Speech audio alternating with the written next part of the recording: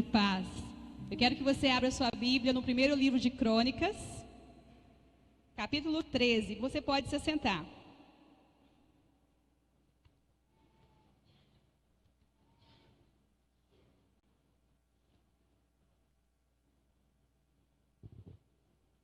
Primeiro Crônicas 13.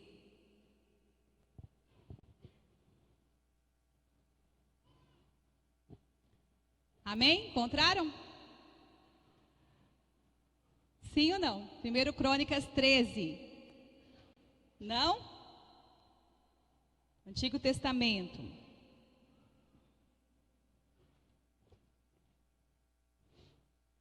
Nós vamos ler do versículo 1 ao versículo 14. A primeira parte, ok? Primeiro Crônicas 13, do 1 ao 14, diz assim: Depois de consultar todos os oficiais, os comandantes de 1000 e de 100, Davi disse a toda a Assembleia de Israel: Se vocês estão de acordo e se esta é a vontade do Senhor, o nosso Deus, enviemos uma mensagem a nossos irmãos em todo o território de Israel e também aos sacerdotes e aos levitas que estão com eles em suas cidades, para virem unir-se a nós. Vamos trazer de volta a arca do nosso Deus, pois não nos importamos com ela durante o reinado de Saul. Toda a Assembleia concordou, pois isso pareceu bom a todo o povo. Então Davi reuniu todos os israelitas, desde o rio Siora, no Egito, até Lebo-Amate, para trazerem de Criate-Jearim a arca de Deus. Davi e todos os israelitas foram a Baalá, que é Criate-Jearim, em Judá, para buscar a arca de Deus, o Senhor, que tem o seu trono entre os querubins, a arca sobre a qual o seu nome é invocado. Da casa de Abinadab levaram a arca de Deus num carroção novo, conduzido por Uzá e Aiô. Davi e todos os israelitas iam dançando e cantando com todo o vigor diante de Deus, ao som de harpas, liras, tamborins, símbolos e cornetas. Quando chegaram à eira de Quidom, Uzá esticou o braço e segurou a arca, porque os bois haviam tropeçado. A ira do Senhor acendeu-se contra Uzá, e ele o feriu por ter tocado na arca. Uzá morreu ali mesmo, diante de Deus. Davi ficou contrariado, porque o Senhor, em sua ira, havia fulminado Uzá, e até hoje aquele lugar é chamado Pérez Uzá. Naquele dia, Davi teve medo de Deus e se perguntou: como vou conseguir levar a arca de Deus? Por isso desistiu de trazer a arca para a cidade de Davi. Em vez disso, levou-o para a casa de Obed-edom de Gate. A arca de Deus ficou na casa dele por 3 meses. E o Senhor abençoou sua família e tudo o que ele possuía. Glória a Deus. Feche seus olhos. Eu quero pedir que o Senhor nos abençoe e nos dê entendimento nessa palavra. Deus, a tua palavra, ela é poderosa para transformar as nossas vidas.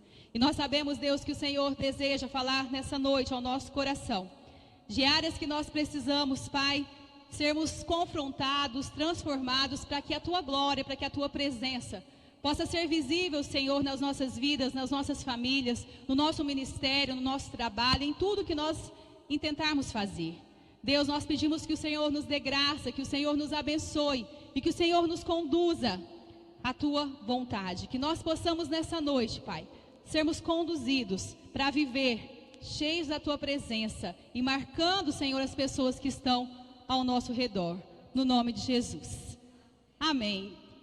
Quero falar um pouco da arca, mas eu não vou focar em si, no símbolo da arca, mas eu vou falar sobre a presença. Quando eu estou falando de arca, eu estou falando da presença de Deus, ok?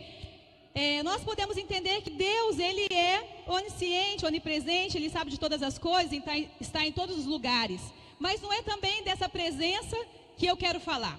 Quando aqui eles estavam preocupados em trazer de volta a arca para o meio do povo, eles queriam trazer de volta a glória de Deus para o meio do povo, a glória de Deus para o povo de Israel. Davi estava preocupado porque ele sabia que algo estava sendo necessário para transformar o seu reinado. E ele entendeu que o que ele precisava para que ele fosse um bom rei era da presença de Deus, era da glória de Deus marcando a sua vida. E naquela época, a presença de Deus era representada pela Arca da Aliança. Então, por isso que ele armou todo um esquema para poder trazer essa arca de volta. E no primeiro momento, isso não deu certo. Ele fez um consenso, ele chamou o povo decidiu em assembleia, não, vamos buscar a arca, vamos trazer a arca, mas eles fizeram da maneira errada, não era da maneira que Deus desejava. E isso trouxe morte para o povo. Morte para o povo, mas trouxe bênção para Obed-Edom. Morte para uma pessoa, tristeza para o povo de Israel, mas trouxe bênção para Obed-Edom. Então a arca representa a presença de Deus no meio do povo. Nós existimos como igreja para quê? Para levarmos a presença de Deus ao mundo, para marcarmos as pessoas que estão ao nosso redor, através da presença de Deus que deve estar na nossa vida. Então nós precisamos entender que é o Espírito Santo que nos capacita a levar a presença de Deus, é o Espírito Santo que nos conduz para que nós possamos ser instrumentos de avivamento, por onde nós passarmos e as pessoas olharem em nós e de fato confessarem, olha, aquela pessoa ela é diferente, algo tem de diferente na vida daquela pessoa. Eu sinto que quando eu converso com ela, quando eu estou perto dela, eu vejo uma luz diferente, eu vejo um brilho diferente. E isso tem que ser a presença de Deus nas nossas vidas, a presença de Deus na vida da igreja. A arca foi uma ordem de Deus dada a quem? A Moisés, quando eles estavam no deserto. A arca era feita de acácia, revestida de ouro por dentro e por fora. Ela tinha a figura de 2 querubins em cima, que se encontravam ali com as suas asas. E dentro da arca o que havia? Quem lembra? As tábuas da lei, o que mais? O maná e a vara de Arão que floresceu. Então tudo isso eram símbolos que estavam ali dentro da arca para lembrar que Deus, que Ele estava com o povo, que Ele tinha dado as leis, que Ele tinha dado os mandamentos para que aquele povo pudesse buscar a bênção do Senhor. Que Deus era o Deus que provia sobre a vida deles, porque o maná era sinal da provisão daquele povo no deserto. E também que Ele vela e zela pela sua palavra, para que se cumpra no determinado tempo. Por isso que havia uma vara de amendoeira que havia florescido, que era de Arão. E a arca andava com o povo em todo o tempo, foi colocada no tabernáculo, mas o povo estava lá com aquela arca, com a presença de Deus, até chegar em Canaã. E depois a arca ficou em Siló por mais ou menos 500 anos no período de Juízes. Saul começou a reinar e ele não se importou com a presença de Deus, ele não se importou, porque nós vemos aqui que durante o reinado de Saul, a arca ficou esquecida. Então, dizem que há 20, 40 ou 60 anos, essa arca ficou esquecida. Mas mesmo assim, os filisteus tiveram uma infeliz ideia de um certo dia roubar a arca do Senhor, levar e colocar diante de um Deus, chamado Deus Dagom. E quando eles colocaram essa arca dentro da sala com esse Deus Dagom, o que aconteceu? Esse Dagom foi despedaçado, tá? As pernas caíram, os braços caíram, ficaram só o tronco daquele Deus. Dagom significa Deus da morte. Quando a igreja entra para fazer alguma coisa, quando eu me levanto, quando você se levantar, né, quando nós nos levantarmos para fazer alguma coisa no nome do Senhor Jesus, a morte tem que bater em retirada, porque a presença de Deus faz com que a morte seja lançada fora das nossas vidas. E às vezes nós estamos aqui ensinando e pregando e falando do amor de Deus, e nós olhamos para a igreja do Senhor Jesus, e a gente vê que a igreja parece estar morta espiritualmente, fria espiritualmente. Por quê? Porque falta mais da presença do Senhor em nós, falta mais do desespero de clamar: Senhor, eu desejo fazer as coisas para o Senhor, não é por obrigação, mas eu desejo conquistar o reino para o Senhor, levar as pessoas para o teu reino, porque o Senhor me amou primeiro, e que eu vou dar ao Senhor por todos os benefícios que o Senhor tem me feito. Esse tem que ser o clamor do nosso coração: Deus, eu quero mais da tua presença, porque eu preciso do Senhor. O povo filisteu foi ferido por causa disso. Não foi só Dagom que teve que se prostrar diante da presença de Deus. O povo foi ferido com tumores. O povo ficou doente quando falta a presença do Senhor nas nossas vidas. A enfermidade que tenta vir nos assolar. E nós precisamos entender que essas enfermidades não são somente enfermidades físicas, mas também espirituais. O desânimo, a falta de compromisso, a depressão, a fofoca, tantas coisas vêm para tentar parar o que Deus deseja fazer através do povo na terra. E nós, como igreja, precisamos nos levantar e falar: Deus, eu preciso ser diferente. Também a arca ficou na casa de Abinadab por muito tempo. E a Bíblia não conta nada de extraordinário que aconteceu naquela casa e naquela família. Por mais ou menos 20 anos aquela arca esteve na casa de Abinadab. E sabe o que aconteceu de novo lá? Nada. Nada. Porque talvez eles guardaram aquela arca simplesmente como um móvel. Colocaram lá em uma sala ou em um quarto e deixaram aquele móvel lá e não deram importância para a presença do Senhor. Só que quando Davi teve a ideia: vamos buscar a arca, vamos trazer a arca para Jerusalém, vamos mudar a arca de endereço, vamos trazer a presença de Deus para o meio do seu povo. Também aconteceu um grave incidente. Eu li aqui que quando eles chegaram na ilha de Quidom, os bois tropeçaram. Uzá teve a infeliz ideia de colocar a mão na arca e ele morreu por causa da ira de Deus. O que nós podemos aprender com Uzá? Eu vou colocar alguns personagens. Abinadab, 20 anos com a presença de Deus na sua casa e não aconteceu nada, não deu importância, não aconteceu nada. Uzá, na força do braço, quis fazer a obra de Deus. O que ele recebeu? Morte também, tá? Morte também. Nós precisamos entender que nós não podemos brincar com a presença de Deus, nós não podemos brincar com a glória de Deus. Eles tiveram uma ideia maravilhosa. Olha que eles acharam que eles iam impressionar Deus. Vamos fazer um carroção novo, vamos fazer uma carroça nova, vamos equipar uma carroça nova e vamos colocar a arca lá e vamos levar a arca para onde ela deve ficar. Mas a arca não é transportada num carroção novo.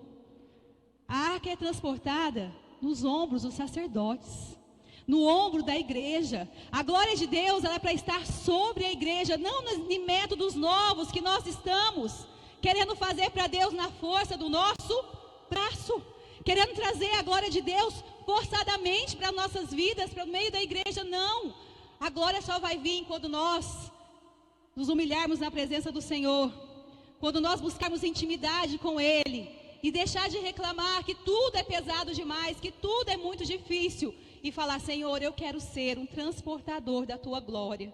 Senhor, eu quero ser alguém que vai marcar a minha geração. Deus, eu quero fazer a diferença. Chega das mesmas coisas, de se passarem o tempo e nada ser diferente na minha vida. Chega de eu ficar olhando e reclamando e murmurando e ficar criticando ou querer buscar na força do meu braço. Isso não vai trazer a glória de Deus. Parece que as pessoas hoje, elas não têm mais o temor de Deus. Elas querem vir para a igreja, querem receber uma palavra, querem a bênção de Deus, mas não querem pagar o preço de uma mudança. Quantas vezes nós estamos ensinando, nós estamos ali pregando a palavra e a pessoa chega talvez com um vício, e aí ela quer se batizar, e bem na época que a gente vai entrevistar aquela pessoa, a gente fala: irmã, mas você já está aqui na igreja há certo tempo e você ainda está com esse vício. E se a gente fala: olha, eu acho melhor você não batizar, vai procurar uma libertação, abandone esse vício, porque isso faz mal para a sua vida e está acabando com você. A pessoa olha para a nossa cara e sai pisando grosso, falando mal, como se nós estivéssemos errados. Então parece que agora o pecado não é mais pecado. As coisas erradas são relativas. Se eu der uma desculpa para Deus, o que tem? Por que não? Sendo que pecado continua sendo pecado. Quem são os Uzás de hoje? Quem são os crentes Uzás de hoje? São os crentes sem compromisso com a palavra de Deus. São as pessoas que simplesmente querem fazer para Deus, mas fazer do seu jeito. Não querem o jeito de Deus, não querem a consagração, não querem o peso da glória. Não querem chorar na presença de Deus e falar: ai de mim que sou pecador, ai de mim que preciso ser transformado para levar e transportar essa glória. Ai de mim que precisa de mudança como pai, como mãe. Ai de mim que preciso ser mudado como filho. Ai de mim que preciso ser mudado como patrão. Ai de mim que preciso ser mudado como chefe. Eu preciso ser diferente. Como pastor, como ovelha. Ai de mim. A gente tem que falar, Senhor, muda as nossas vidas. Já Obed-Edom, olha que coisa mais louca que nós vemos na palavra de Deus. Obed-Edom entrou na história da arca por uma coincidência, ou uma cristocidência. Os bois indo, tropeçaram. Davi parou com tudo. Não, e agora? Não, estou com medo, não vamos levar essa arca. Quem é que estava ali? Qual era a casa mais próxima daquela eira? A casa de Obed-Edom. E é tão interessante que quando a gente vai ler, Obed-Edom era de Gate. Então ele também era um filisteu. Quem era Golias? De onde Golias era? De Gate. O gigante Golias também era de lá. Então está a prova que ele não fazia parte do povo de Deus, mas ele era a casa mais próxima que tinha para receber a arca, para ficar guardado, porque Davi estava com medo de continuar com aquela procissão. E ele fala o quê? Eu quero a glória de Deus na minha casa. Eu quero a glória de Deus na minha casa. Eu vou abrir a minha casa porque eu quero a glória de Deus. Eu recebo isso. E aqui, olha o que acontece. Em apenas 3 meses, Deus faz uma revolução na casa de Obed-Edom. Tudo foi transformado. Tudo foi transformado. Por que tudo foi transformado? Porque ele desejou a presença de Deus. E as pessoas começaram a ver. Eu fico imaginando, o que será que houve de tão tremendo na casa de Obed-Edom? Não conta aqui. Mas fala que houve muitas bênçãos. Talvez começou a nascer um monte de bezerro. Começou a dar muitas espigas de milho. Não sei, alguma coisa muito grande aconteceu. Porque o povo começou a falar e contar das bênçãos que Obed-Edom estava recebendo. E isso chegou até Davi. E Davi vai, não, vamos então de novo trazer essa arca para cá. Vamos trazer para Jerusalém. Eu quero a arca aqui. E sabe o que acontece? Com Obed-Edom, um filisteu que não fazia parte do povo de Deus, se converte por causa da presença de Deus na casa dele. Porque a Bíblia conta em outras passagens, segundo Samuel, mais para frente também aqui em Crônicas, que ele foi junto com a arca. Ele foi junto com a presença e ele se tornou um guardião da tenda que Davi construiu e depois foi ministrar como sacerdote diante da arca do Senhor. Porque ele entendeu que ele não conseguia viver sem a presença de Deus. Foi algo tão tremendo que Deus fez. Um gentil, uma pessoa do mundo. Como a gente fala, ai, como é difícil ganhar alguém do mundo. Como é difícil agora colocar casa de paz na casa de alguém que é do mundo. Obed-Edom.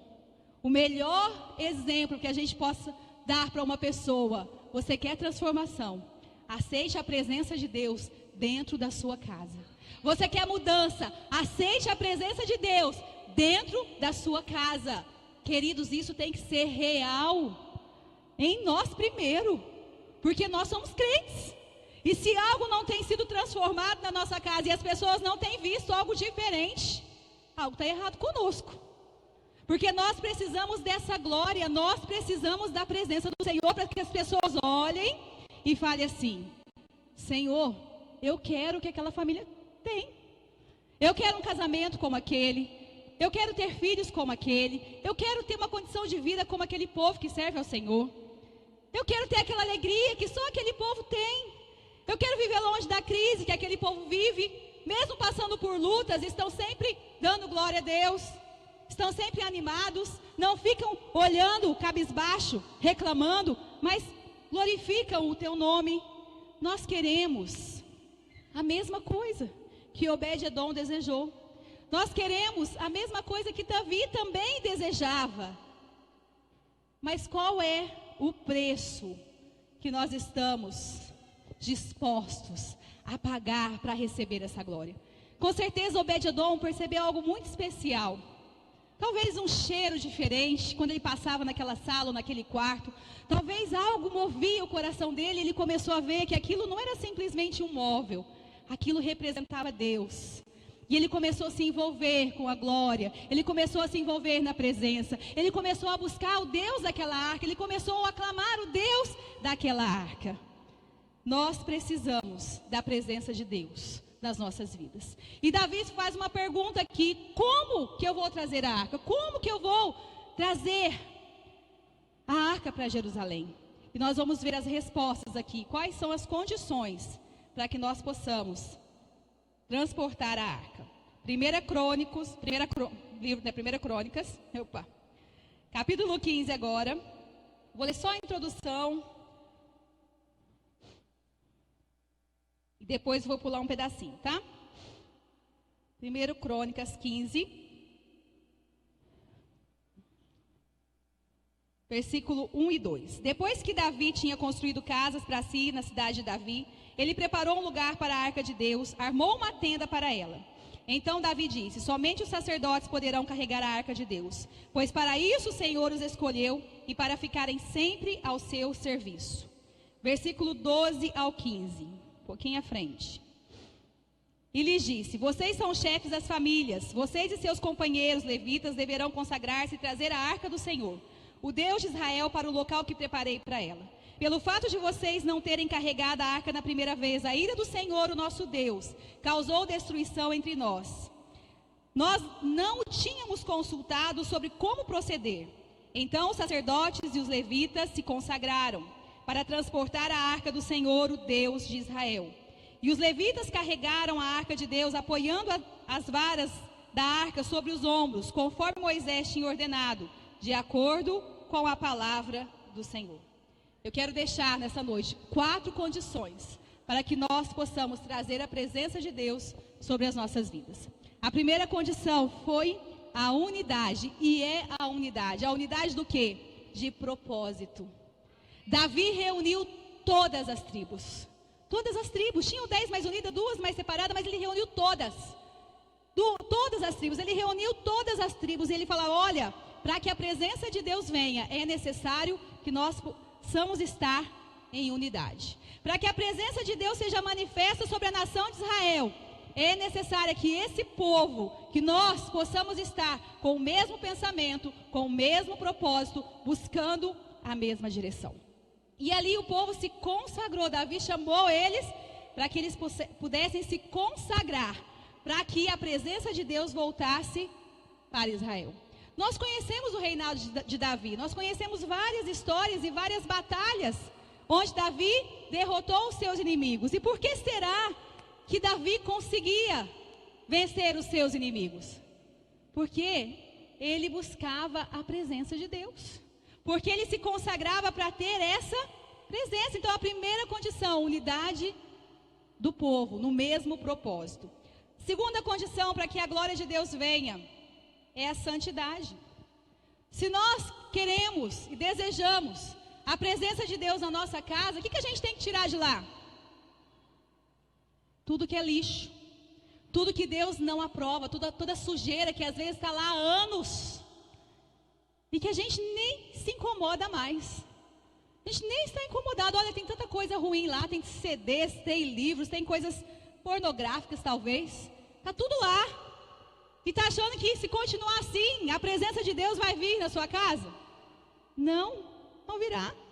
Porque é necessário arrancar de lá todas as coisas mundanas que estão dentro da nossa casa.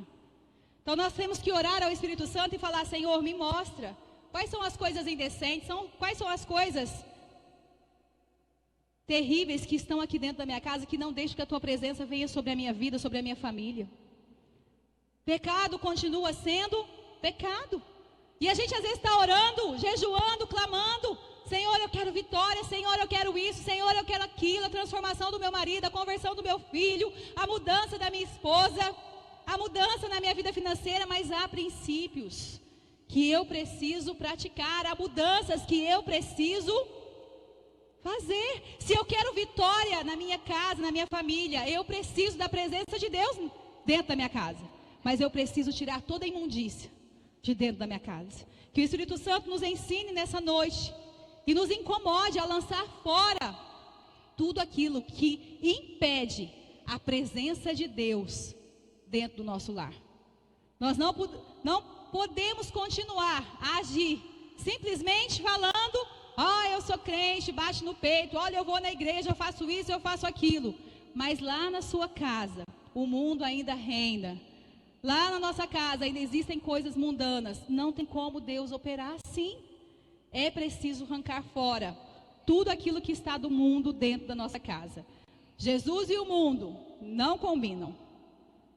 Jesus e o mundo não combinam. As coisas de Deus e as coisas do mundo não combinam.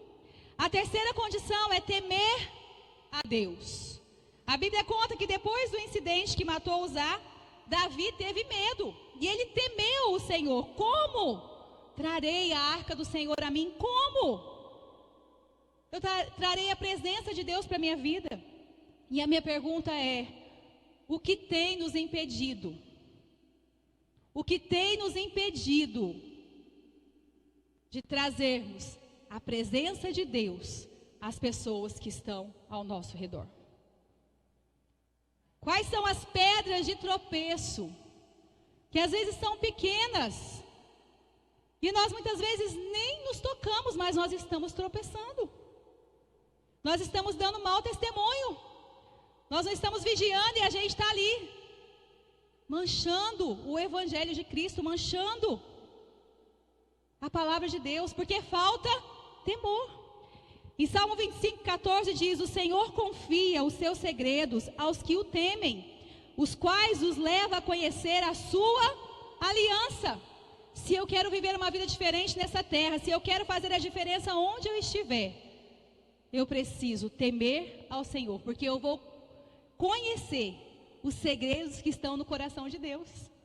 Eu vou conhecer os segredos que Deus tem para a minha vida, para a minha família, para o meu ministério, porque eu vou temer a Ele. Eu vou conhecer mais da aliança, eu vou conhecer mais dos seus segredos, eu vou mergulhar mais na sua presença. Provérbios 1:7 fala que o temor do Senhor é o princípio da sabedoria. Quantas vezes nós estamos clamando: Senhor, me dá sabedoria para isso, Senhor, me dá sabedoria para aquilo. Deus, eu preciso saber como lidar com essa situação, com essa coisa que está acontecendo aqui na minha casa, com o meu casamento, esse problema. Mas o que falta? Temer a Deus. Temer a Deus para poder receber sabedoria. E a última condição para poder transportar a presença de Deus é a consagração. O que é ser consagrado? É dedicar-se inteiramente a Deus. Eu não posso ser um crente que eu vou estar na presença de Deus no domingo, segunda, terça, quarta, quinta e sexta e sábado, eu vou estar só no mundo. Isso não é consagração. Porque quem não serve a Deus, serve a quem? Ao mundo. E quem não está debaixo do governo de Deus, está debaixo do governo de quem? Do maligno. A quem tem sido a nossa consagração? A quem nós temos nos consagrado? Olha que interessante, quando Davi, ele volta pela segunda vez para carregar a arca, olha o que ele fazia. Eu fico imaginando quantos bois foram mortos. Ele dava 6 passos, 1, 2, 3, 4, 5, 6, matava um animal, fazia um sacrifício, mais 6 passos, outro sacrifício, mais 6 passos, outro sacrifício. Por quê? Porque o temor dele era tanto, a consagração dele era tanta, que ele não podia mais errar. A preocupação dele com a glória de Deus, com a presença de Deus era tanta, que ele falava: eu não posso errar dessa vez, eu não posso fazer de qualquer jeito, eu não posso ir lá receber uma oração e falar: olha, agora eu estou com a glória de Deus na minha vida e eu vou fazer a diferença. Não, eu preciso me consagrar, eu preciso me consagrar. O Senhor deseja que nós, a sua igreja, possamos consagrar tudo que nós temos a Ele, os nossos bens, a nossa família, os nossos dons, para que Jesus seja glorificado. Sabe qual é o maior desafio da igreja hoje? É fazer uma revolução na terra. E sabe quem é que vai fazer essa revolução na terra? Você e eu. Nós é que iremos fazer essa revolução. Nas parábolas, nós encontramos a parábola dos talentos. E lá nós vamos ver que o patrão vem e dá 5 talentos para um. Ele vai, multiplica e ganha mais 5. Dá 2 para outro, ele vai, multiplica e ganha mais 2. E dá 1 para o outro. O que esse um faz? Aquele servo que recebeu 1 talento só, o que ele faz? Ele esconde com medo do seu patrão. Depois ele até perde esse talento. Sabe qual é o nosso maior desafio? Aqui nós temos pessoas que receberam 5 talentos. Nós temos pessoas que receberam 2 talentos. E nós temos pessoas que receberam 1 talento. Mas uma certeza eu tenho, que eu e você, nós recebemos de Deus pelo menos 1 talento. Isso é uma certeza, pelo menos 1 talento o Senhor nos deu. E sabe qual é o nosso maior desafio? É que eu e você, nós possamos usar esse talento para a glória de Deus. Porque se eu e você usarmos o nosso único talento que o Senhor nos deu, nós iremos fazer uma revolução, porque a igreja vai agir, vai deixar de ficar dentro das 4 paredes, sentada, recebendo a palavra e vai para a rua, fazer a diferença. Fazer a diferença e mudar a vida das pessoas. Então essa revolução, nós vamos fazer quando? Quando a glória de Deus estiver em nós e a gente falar, Senhor, está aqui o meu talento, multiplica esse 1 talento para a glória do teu nome. Multiplica esse talento, Senhor, porque eu quero fazer a diferença. Não sei como isso vai ser possível, eu não sei qual é o talento que Deus te deu, não conheço todo mundo, mas 1 talento o Senhor te deu. E talvez você tenha escondido esse talento há muito tempo, está lá, colocou terra ou colocou no lenço, como tem outra parábola que a gente vê. Lenço não é lugar de guardar talento, terra não é lugar de colocar talento, é para falar, Senhor, eis aqui a minha vida, usa o meu talento para fazer a diferença nessa terra. Quando nós entendermos que nós precisamos da consagração ao Senhor, e nós pagarmos o preço dessa consagração, nós vamos entender que o Senhor fará toda a diferença na terra através de nós. Em 1 Crônicas 16, um pouquinho para frente, mais 3 versículos, eu vou contar o final da história. 1 Crônicas 16, do 1 ao 3. Eles trouxeram a arca de Deus e a colocaram na tenda que Davi havia preparado. E ofereceram holocaustos e sacrifícios de comunhão diante de Deus. Após oferecer os holocaustos e os sacrifícios de comunhão, Davi abençoou o povo em nome do Senhor e deu um pão, um bolo de tâmaras e um bolo de uva passas a cada homem e a cada mulher israelita. Davi, ele tinha tanta sede, tanta fome pela presença de Deus, que lá, na época de Moisés, havia um tabernáculo, havia toda uma preparação e somente o sumo sacerdote poderia entrar ali na presença daquela arca, porque tinha que passar pelo pátio, pelo lugar santíssimo, até chegar no Santo dos Santos. Davi desejava tanto a presença de Deus, que do tabernáculo ele só levou a tenda. E ele colocou a tenda e colocou a arca lá embaixo, para que o povo pudesse ter acesso à presença de Deus. E hoje, nós como igreja, como que nós temos acesso a essa presença? O que nos purifica para que a gente possa entrar e clamar a presença de Deus mais forte na nossa vida? O sangue de Jesus. Abre em Hebreus, capítulo 10. Deixa aberto lá, que ainda tem que voltar. Só para dar mais uma informação para vocês. Hebreus, capítulo 10. Lá no Novo Testamento. Deixa aberto lá.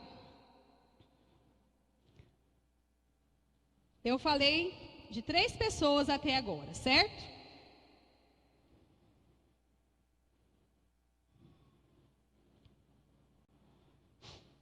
Qual a primeira pessoa que eu falei nessa noite? Abinadab. A arca ficou lá por mais de 20 anos. O que aconteceu na casa dele? Nada.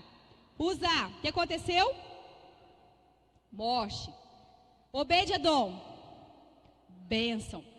Davi, está aqui também na história, buscando de volta a presença de Deus. Eu não contei para vocês, porque não está no texto que eu li. Mas em 2 Samuel, capítulo 6, do versículo 1 ao 23, vai tornar a contar essa história, mas com algumas diferenças. E alguns dados diferentes, algumas informações diferentes. E lá, em 2 Samuel, há uma mulher que aparece na história dessa arca. Quando Davi entra na cidade de Jerusalém, dançando, se alegrando com o povo, há uma pessoa espiando da janela. Alguém se lembra de quem é essa pessoa? A esposa de Davi, Mical. Ela olha pela janela, vê Davi dançando, tirou a estola sacerdotal, tirou tudo, ficou lá dançando, tirou a roupa de rei, e a coxa dele aparecia e tal, e ela ficou com ciúmes, vamos dizer assim, do seu marido. E quando Davi abençoou o povo e voltou, o que ela fala? Critica o marido. Olha, como pode um rei, estou falando nas minhas palavras, tá? Como você se comportar dessa maneira diante das suas servas? Como pode uma pessoa do seu status, da sua condição, se comportar assim diante do povo? E ela começa a criticar Davi. E Davi fala, olha, eu não estava diante do povo, eu estava diante de Deus. O que eu estava fazendo não era para o povo, mas era para Deus. Eu estava pulando e me alegrando na presença dEle, e era para Ele. Tudo que eu estava fazendo não era para ninguém não, era para Ele. E sabe o que acontece na vida de Mical, que a Bíblia conta lá em 2 Samuel? Até o dia da sua morte, ela não gerou filhos, por causa da crítica. Então eu quero deixar também uma palavra de alerta para aquelas pessoas que gostam de criticar demais, aqueles que estão fazendo alguma coisa para Deus. Não são só os pastores que estão criticados. Qualquer pessoa que decide fazer algo para Deus pode ter certeza que vai levantar um crítico para apontar o dedo, para falar, por que você está fazendo assim? Por que você não faz do meu jeito? Ou por que você não faz diferente? Ou isso não vai dar certo? Para que tanto? Para que se envolver desse jeito com as coisas de Deus? Cuidado com as Micais. Porque as Micais, na verdade, elas tentam nos paralisar. Mas quem recebe, eu vou colocar uma palavra forte, um castigo, uma maldição, são aquelas pessoas que estão na janela, vendo as outras pessoas fazerem para Deus, mas estão criticando. Essas pessoas se tornam estéreis no reino de Deus. Então isso é uma palavra de alerta para mim e para você. Quando a gente vê alguém querendo fazer algo para Deus, não sejamos nós que vamos falar, não, não faça não, pode parar por aí. Pode parar, isso não vai dar certo. Que não sejamos nós esse tipo de pessoa. Mas que se a pessoa quer fazer algo para Deus e ela está buscando a glória de Deus, que nós possamos ser como Davi. Vamos comigo, eu vou com você. Vamos nos alegrar na presença do Senhor, porque eu não quero esterilidade na minha vida, no meu ministério, na minha família. Porque a crítica hoje vai cair por terra no meio do nosso povo, em nome do Senhor Jesus. Porque eu desejo mais da presença dEle. E agora vamos para Hebreus, capítulo 10. Vamos ver como hoje nós entramos na presença do Senhor. Hebreus 10. Não dá para ler todo o capítulo, então eu vou ler alguns versículos. Do 19 ao 23 já dá para entender bem, tá bom? Mas em casa, se você quiser ler todo o capítulo, para entender melhor ainda sobre o sacrifício de Jesus. Portanto, irmãos, temos plena confiança para entrar no lugar santíssimo, que é o lugar que tem a presença de Deus, pelo sangue de Jesus, por um novo e vivo caminho que Ele nos abriu por meio do véu, isto é, do seu corpo. Temos, pois, um grande sacerdote sobre a casa de Deus. Assim, aproximemo-nos de Deus com um coração sincero e com plena convicção de fé, tendo os corações aspergidos para nos purificar de uma consciência culpada e os nossos corpos lavados com água pura. Apeguemo-nos com firmeza à esperança que professamos, pois aquele que prometeu é fiel. E consideremos uns aos outros para nos incentivarmos ao amor e às boas obras. Vai um pouquinho para frente, Apocalipse 1:6. Eu já explico os dois. Apocalipse 1:6.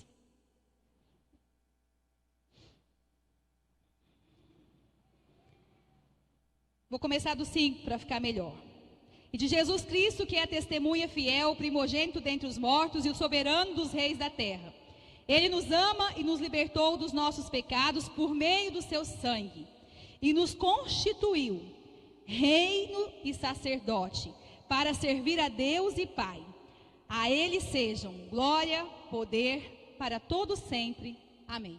Um novo caminho foi aberto por Jesus através do seu sangue, através do sacrifício da cruz, para que nós pudéssemos receber mais da presença de Deus. E agora aqui está falando também que nós fomos constituídos reis e sacerdotes. Quem poderia levar a arca na época de Davi? Os sacerdotes e os levitas. Como que eles carregavam? Nos ombros. Então, quantas pessoas eram necessárias para carregar a arca? 4 pessoas. Então nós como igreja, como nós podemos carregar a glória do Senhor? Pensa, como que nós podemos fazer a diferença? Quando você vê aqueles jogos que, campeões, ou alguém que luta boxe ganha, né? Não gosto de boxe, mas eu sei que os homens aqui da igreja gostam de ver aquelas lutas horríveis. Mas quando termina e há um campeão, o que eles fazem com aquela pessoa? Tem pelo menos 4 pessoas, não é assim? E ergue aquele campeão e joga para cima e faz aquela festa toda porque aquela pessoa venceu. Sabe quem é a igreja? A igreja são as pessoas que erguem o testemunho de Cristo no mundo. A igreja é a pessoa que eleva o testemunho de Cristo para as outras pessoas verem. Nós é que seguramos, que damos firmeza a tudo que Ele conquistou na cruz. É nós que testemunhamos da glória dEle para o mundo. E sabe o que acontece? Que quando nós estamos fazendo isso, nós estamos levando a presença dEle, nós estamos exaltando o nome do nosso Deus. Nós estamos indo como sacerdotes e estamos levando a presença do Senhor, e declaramos o testemunho de Cristo às pessoas e contamos as suas bênçãos, as suas maravilhas, os seus feitos. E entramos na presença de Deus através de uma vida consagrada, dedicada, em santidade. Nós fazemos a diferença onde nós estivermos. E sabe o que acontece conosco? Quando nós entramos na presença de Deus, testemunhando a Cristo, levando a Cristo, erguendo a bandeira de Cristo, nós não somos só mais sacerdotes, mas Deus também nos reveste uma unção de rei. E aí nós podemos vencer as obras do inferno contra a nossa família. Nós podemos vencer as obras do inferno contra a igreja de Cristo na terra. Nós somos reis, mas somos sacerdotes também. Nós somos sacerdotes e somos reis também, porque nós vamos levando a presença de Cristo como sacerdotes. Mas na presença de Deus, Ele derrama uma unção de rei sobre as nossas vidas. E nós glorificamos a Cristo na terra, vencendo as obras do maligno. Isso é poder da igreja. Isso deve ser a minha vida. Isso deve ser a sua vida. Que nós possamos fazer a diferença onde nós estivermos. Que essa presença gloriosa marque a nossa vida de uma forma tão especial, que nós possamos trazer transformação e um novo tempo de Deus para a nossa casa, para a nossa família, para o nosso ministério. Amém? Eu fiz a palavra assim um pouco mais rápida, porque eu quero dar um tempo para que você venha no altar buscar mais da presença de Deus. Eu quero que aqueles que desejam buscar mais da presença de Deus, possa sair do seu lugar e falar: Deus, eu desejo mais da tua presença. Eu quero mais da tua presença. Eu quero levar Jesus por onde eu passar. Eu quero levar Jesus. Sim, eu quero que essa presença possa envolver a minha casa, envolver a minha vida. E eu quero marcar a vida das pessoas com a tua presença. Saia do seu lugar e venha aqui no altar.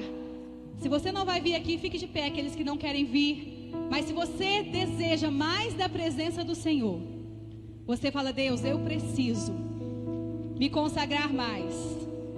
Eu preciso me santificar mais. Eu preciso temer ao Senhor. Eu preciso da tua presença na minha casa. Eu preciso da tua presença no meu trabalho. Eu preciso da tua presença, porque eu não quero ser somente mais um no meio da multidão. Todos esses personagens que eu apresentei para você nessa noite, todos eles se movem no nosso meio. Não adianta eu falar e tampar o sol com a peneira.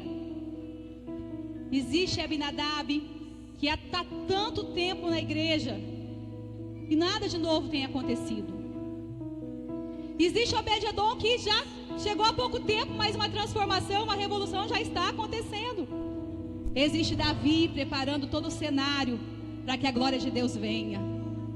Existe Mical lá na janela, criticando aqueles que estão buscando mais de Deus. desce da janela nessa noite.